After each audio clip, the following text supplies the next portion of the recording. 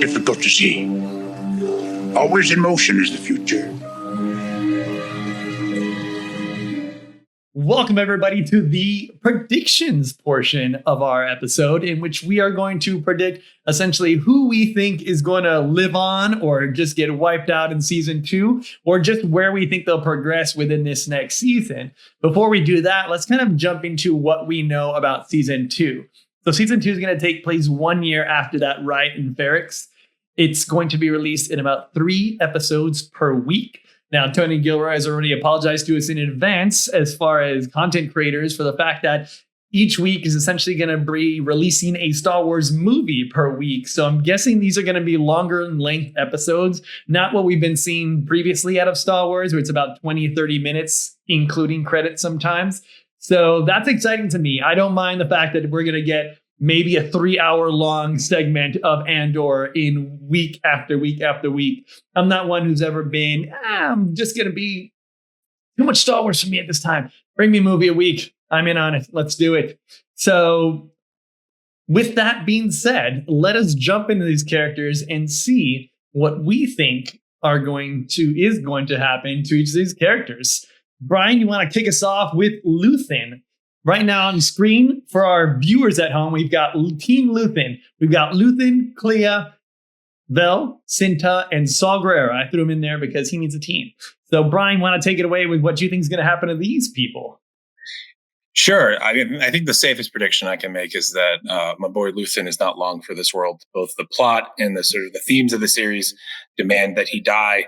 I think it happens before the halfway mark of the season. I think it's going to happen early on. I think it's important to Cassian's character development, and it's going to be a big, epic moment, whatever it is.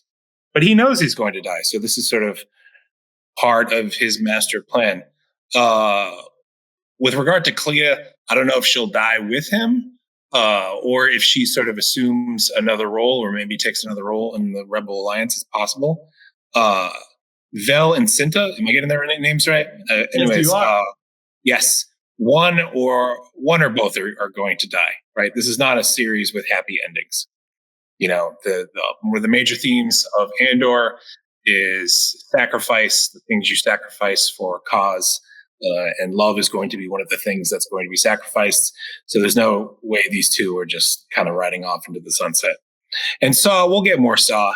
I don't know if we'll necessarily get some Andor interacting with Saw that might mess up some of the continuity of Rogue One, but I imagine Cassian will run into members of Saw's gang and Saw's ideology at some point and sort of grapple with the kind of Luthen school of things versus the Saw school of things. Yeah, that's a great point, because when he meets Saw in Rogue One, they're just thrown in his prison. But then again, and this is something I was thinking about too in regards to Saw, I can jump back to the other characters shortly, is the fact that while I was rewatching the first season, that Saw seems out of it, but not that out of it as he is once Rogue One hits.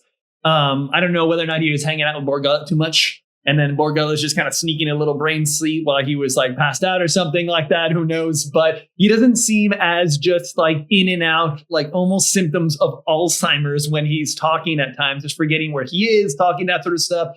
So I don't know if we're going to see Cassian directly relating with Saw. He might run into Two Tubes. I mean, Two Tubes have been back and forth all over this place. So maybe Two Tubes just wants to mess with Cassian. They have like a bad interaction. He's like, I'm not even going to tell Saw about this guy. I'm just going to let him rot in there.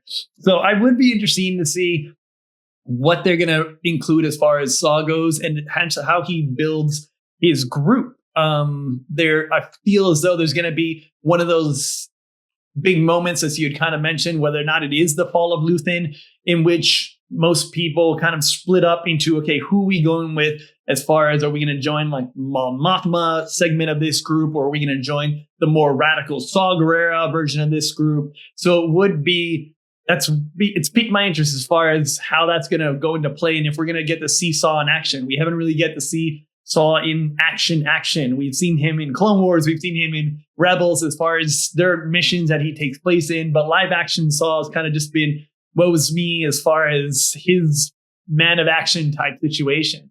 As far as Lucid, I can agree with you with Luthen that he will be killed off.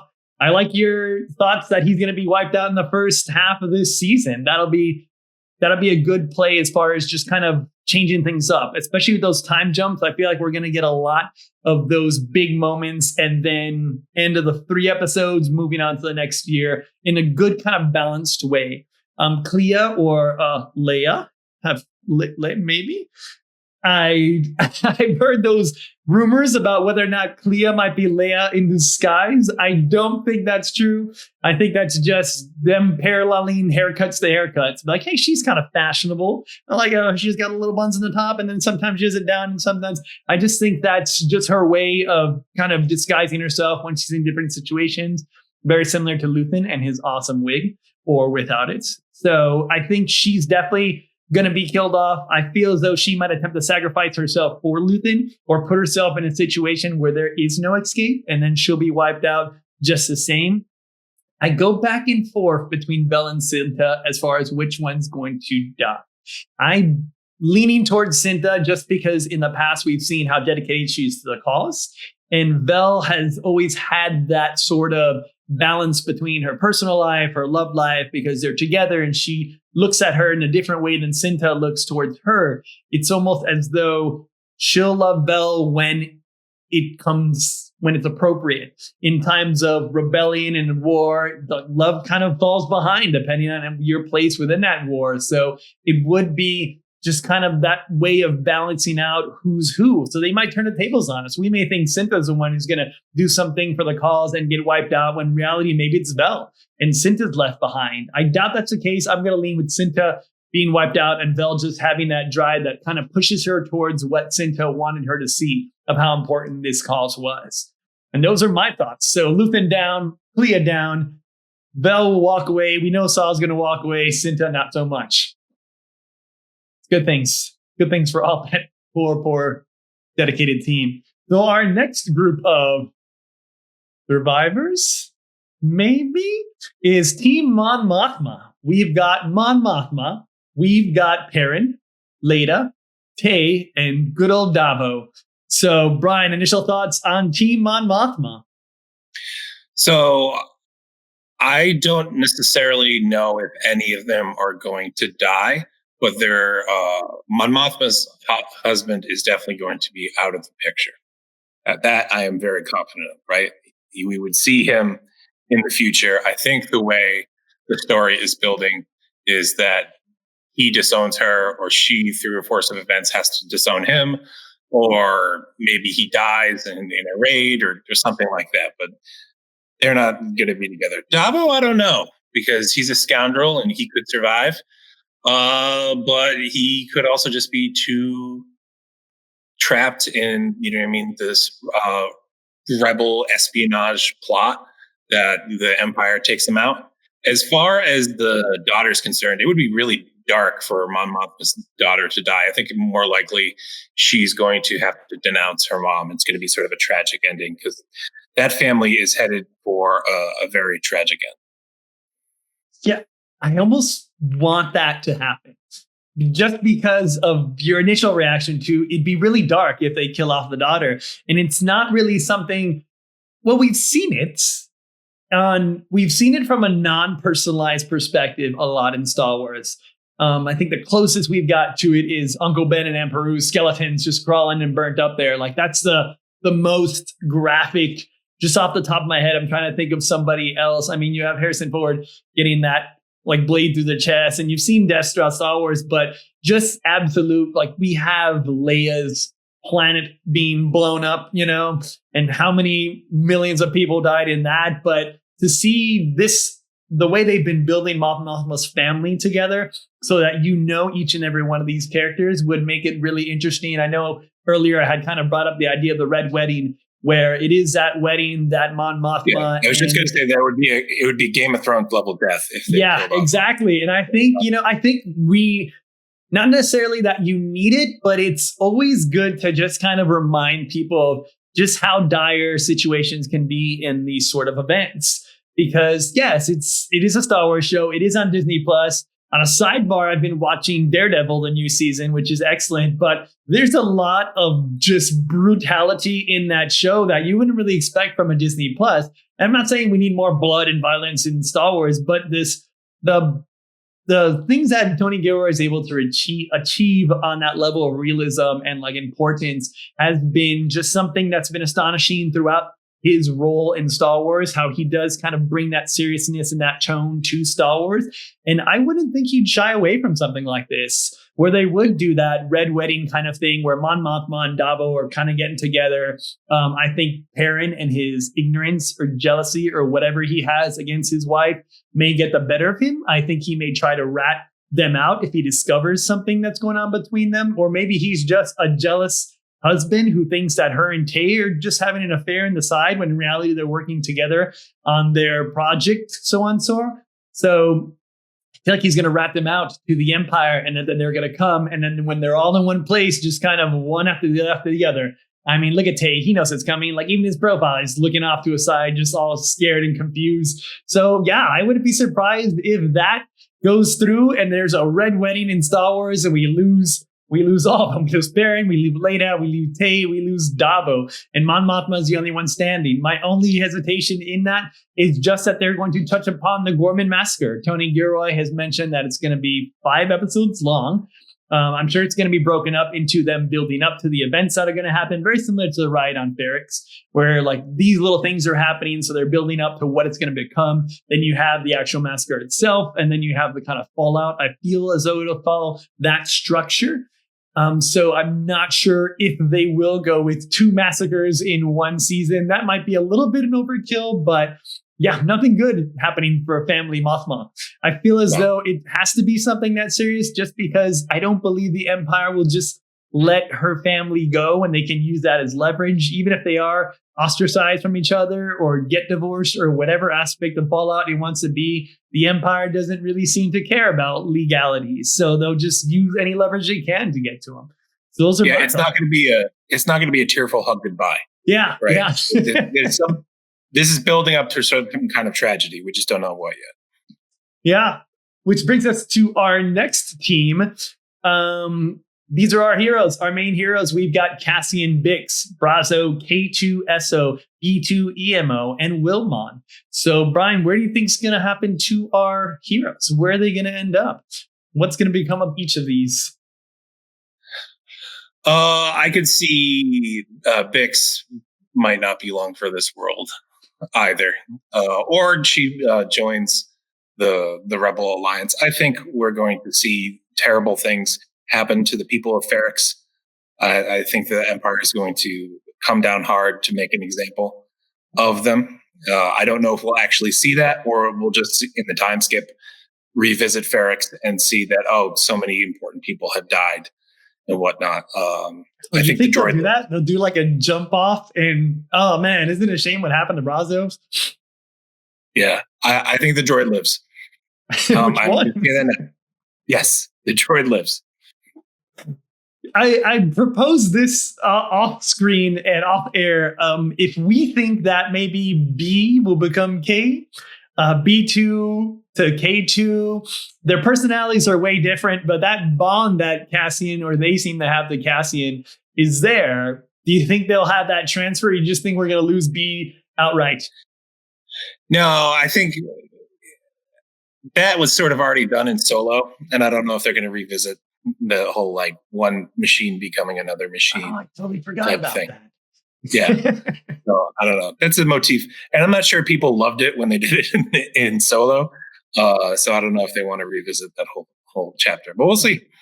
Yeah, I agree with you as far as I think Bix is going to be wiped out. For sure, I think she's going to pass away. I think Brazo, he's a man on the ground, like a front-facing soldieress. They don't usually long last. And I think Wilmon's kind of going to go away of the younger guy from their team in the first season, where he just, something unfortunate happens to him and it just happens. And then I'm really interested to see how far into the season we're going to see a K2SO. I'm wondering if it's going to be that sleuthin thing that you kind of brought up, where halfway through the first season or halfway through the season, he just kind of pops in, and then I'd hope so, at least before halfway through. We're thinking before halfway, or week 2 or week 1?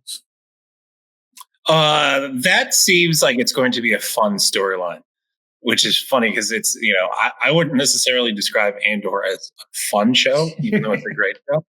But introducing a little bit of dark comic levity, I think will help balance out some of the dark stuff that we know is coming.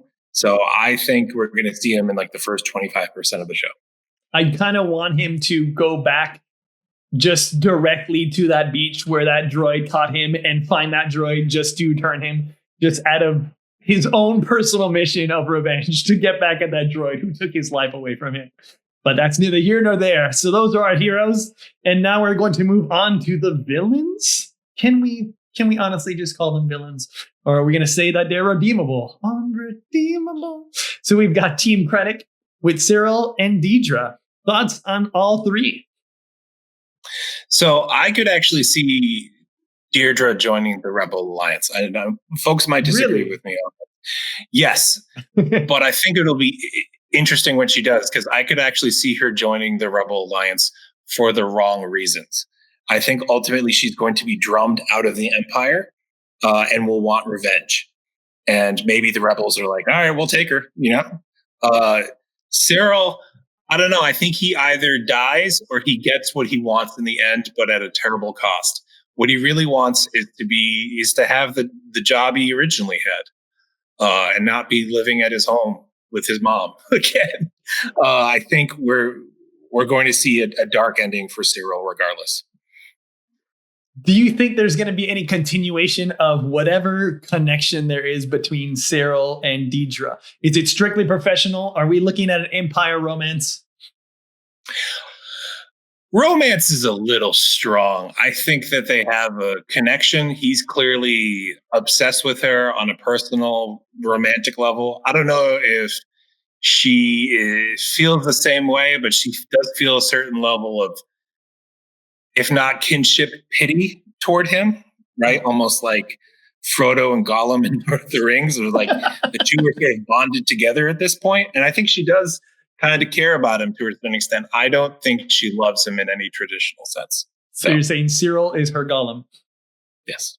What do you think they're going to do with Krennic this episode? I have no idea. There and chewing this. I have no idea. They'll give him some little cool storyline. Maybe he clashes with, what is the name of Deirdre's boss? I don't know if he's a monk. Very good question, of which I do not remember. Yes. I could see the two, because that guy played Qyburn in Game of Thrones. I could see the two of them sort of batting heads. That would be a nice little conflict. Yeah, I agree. I think that we're going to get a lot of, I believe that Krennic may actually kind of be the bridge to different characters that are playing parts both on the Empire side, and over on the Rebellion side. We'll get more into that a little later. And then Cyril, I think, is going to be taken out in the Gorman Massacre. I think that event is going to be very important, and I think it'll be good to show important people on both sides of that battle get taken out for something that just gets out of control. So I think we're losing Cyril, definitely. Deidre, I feel as though I'm going to go against the rebellion joining. I feel like when you said the first thing I thought of when you said, she's going to join the rebellion was, what's the name of purple hair from the sequel trilogy? Laura Dern's character? Laura Dern's character. Yeah. It's like, maybe that's her. And it's a Laura Dern origin story from there. That's why she's so dedicated and sends her ship through that Star Destroyer, because she needs to avenge all of what she was responsible for when she was younger. This is going to be that origin story within an origin story. Forget the Clea being Leia. No, we've got that going on to us. And yeah, I think that Krennic is going to be that connecting chapter, which would lead to our next group of the heroes and villains that essentially are cameos, possible cameos, but they play more important roles in this than I think most would give them credit for. So we've got Bail Organa. We've got, my mind just slipped right now, and Galen Erso, Bodhi Rook, Grand Moff Tarkin, and the Emperor. So, Brian, where do you think we're going to see all of these characters? Will we see all of them? Will we see some of them? Do you think there's some that just don't belong in the story? So I think for both Bail and Galen, we'll get flashes of them, even if it's just really quick, right? Because we're building right up to Rogue One. And I think they're going to have that carry over. I hope it's not just like a cheesy little cameo, and maybe it's something even just a little bit more substantial than that. We'll see. I think we'll definitely get Grand Moff Tarkin, if only as a hologram or whatnot. He's too important a figure to the Empire. And, I'll even go so far to say, yeah, I do think we'll get a flash of the Emperor before the season is over. One of the things we've sort of lost since the prequels is the sense of Emperor Palpatine as a politician, right? Because he started as a politician, right? And he can't just be, evil hooded guy during the whole Empire. You'd think he's got like a State of the Empire speech that he's got to do every once in a while. He's got to do some politicking. So, he's got to like wave to the people sometimes. And it'd be fun to at least have a small bit of moment of that. Because if everyone in the Empire hated him all the time, I don't think the Empire would work. There has to be some sort of level of, if not admiration, at least celebration of him, like all despots. All despots need to be, have their egos stroked and have the public sort of praise or worship them. So I wouldn't be shocked if before the season is over, we do get some sort of flash of the Emperor. Now, with Bail Organa, are we going to get any Leia mention or even see her? And that's one that I go back and forth on, just because by this point, she is a detrimental part to the rebellion. In fact, that's how Rogue One ends, with them giving over the Death Star plans to her on that ship. So we know she's an active part in this during this time period. I'm going to go back to Rebels just because I love Rebels. But they do have that episode in the earlier seasons where she shows up and they interact with Leia just on the, I was going to say battlefield, but it's not necessarily battlefield, but just out and about, like on the grounds, like taking part in certain parts of these missions. So I don't believe it'd be just a crazy thought that they may run into her. I think it would be more of a, how would they practically do it, or how would they achieve that appearance without making it seem like pandering to fans, or making her appearance in Rogue One seem less important, which I think is also something they're going to be trying to balance with. Like, we don't want to take away from Rogue One, but we want to just give more back to the lore. So you think we're going to see anything Leia-ish? I think that last part you said about not taking away from the ending in Rogue One is key. So I don't think we're going to see her here. We'll probably get a passing reference. Yeah, we'll get some references to Alderaan, and there's a key person on Alderaan or something like that. But I don't think, because it would take away the punch of the ending of Rogue One if we saw her, because then it's like it to a certain extent it almost becomes like a Marvel movie cameo at that point, like an after the credits Marvel movie cameo, which the first one is already kind of like that. So if you keep going to that well every time, it's just a little less exciting. So we'll get like a little cameos and Easter eggs for her name or her role or things like that. But no, I don't think we'll see. And it is definitely a tricky balance for this sort of kind of jumping back and forth. And, Star Wars has always been like that. There have always been these gaps, which makes this seem even more Star Wars-y than normal or than the previous season, just because we do get those time gaps in between things, which leaves a lot of space for, either the fans or for comics, books, insert random media to fulfill in these things between each of these. So, for example, with Galen Erso and Bodhi Rook, we know that Bodhi was sent by Galen to deliver that message to Saul or Jyn Erso herself, that he was the one that he selected because he knew that Bodhi Rook was having doubts about where he was in the Empire, and he went from pilot for the Empire, which I've always been curious as to far as what was he, a TIE fighter pilot? Was he like a Star Destroyer pilot? Like, what kind of pilot? I've always been curious as the TIE fighter pilots and who's behind them. I never did play that Star Wars game where they kind of took that choose your sides and sort of story of the TIE fighter, but that was very interesting to me. I just didn't have the system at the time. So I would like to kind of see, I know we thought with Finn, Stormtrooper perspective turning, so maybe they'll want to avoid that, but there are different roles that you just can't help but repeat just because that's just how they are. And we see it in real life too. You'll see these alliances that are kind of shifted due to experiences that kind of break up, and it's not something that can't be repeated by just because it happened already. It's just part of life. And it would be interesting just to see the Galen Erso conspiracy side and how he kind of plots and develops that whole Death Star takedown from where he is. So I mentioned about Krennic being that bridge. Krennic and him are direct relations as far as who oversees who, and then the demands that he gets to him. We did have that flashback in Rogue One where they're having dinner together, him, Galen, little baby Jyn Erso. Maybe that's how we see Jyn in this season. Maybe she's the little girl in one of the time jumps. But it would be fascinating just to see that interaction of Galen and Bodhi Rook. And Grand Moff Tarkin, it depends on what they want to do with this whole Gorman massacre thing. And that's going to be a major part in kind of where I want this story to go, just because they are being so, 5 episodes out of there's 4 weeks, 3 episodes. So 12 episodes, that's almost half of the season being dedicated to this one event. I know in the past, of previous, I'm trying to think of whether it was in the book or whether it was in games or something like that, when they have referenced Gorman Massacre, it was that peaceful protest in order for them to stand up against the Empire. In particular, there was an event where they were blocking the landing pad for Grand Moff Tarkin's ship, and he decided, hey, it'd be a better place to land right on top of these people, and just went on and just landed right on them, massacring hundreds of people. So it would be, I'm not going to say, it'd be great to see that, but it would be more of an impactful moment to just see how he directly is involved with stuff. We've seen it in the past with Rogue One, where he doesn't mind blowing up Scarif just to make sure that the plans of the Death Star don't get out. And even though Krennic's there, he just doesn't care. And Krennic was one of his men. We've seen the conflict with him before. I'm sure he's like, 2 birds, 1 stone. Done and done. But we have seen that lack of hesitation on his perception as far as what is needed to be done. I do think we'll see, as you mentioned, we'll see the Emperor. I think we're going to see him in the Senate room. Going back to that Gorman massacre, I want to see a direct confrontation between Mon Mothma and Palpatine.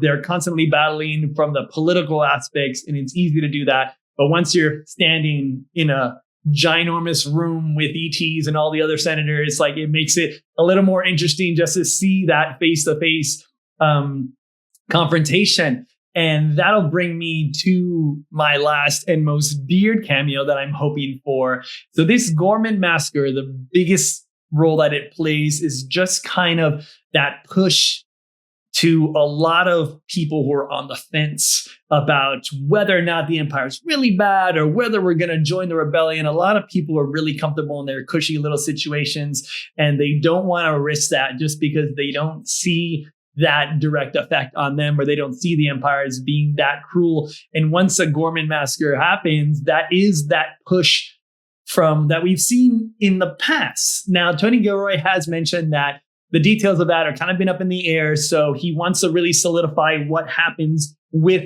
the Gorman massacre and the response that comes from it. And one of those that we've seen in the past, Rebels specifically, was the fact that that is what triggers Mon Mothma to stand up and call the Emperor a lying executioner and just directly denounce him in front of the Senate, and then be called a traitor, a terrorist, and be thrown essentially out of that situation. So she'll turn her back on the Senate. She'll declare the Emperor for what he is, and then they declare her an enemy, and then it's all hands on trying to get Mon Mothma out of there. The Gold Squadron in the past has been the ones who've got them out, and they bring her to a little ship known as the Ghost, which is heralded by Hera.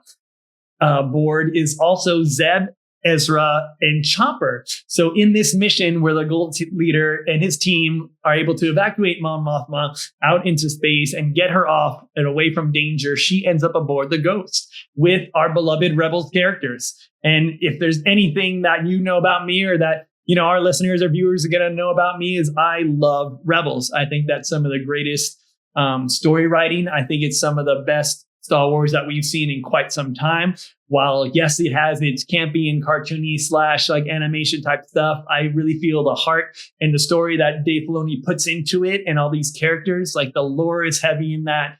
As far as just the basics go in Star Wars, that's pushed in there too, but you do have that lore, you do have that dedication to the source material. So I think that the way they were able to take that situation and have Mon Mothma give her speech of the declaration of the Rebel Alliance, where she calls out to all those who've just been sitting there, all the separate cells, to kind of come together and join the Rebel Alliance to make an actual group that can fight against this empire and fight against this tyranny. That's a very important moment in Star Wars history, and it occurs on the Ghost. And I'm really hoping that Tony Gilroy respects that. I don't know how much influence Dave Filoni and Jon Favreau will have in this show. I looked up on IMDb the other day to see if they were listed as executive producers.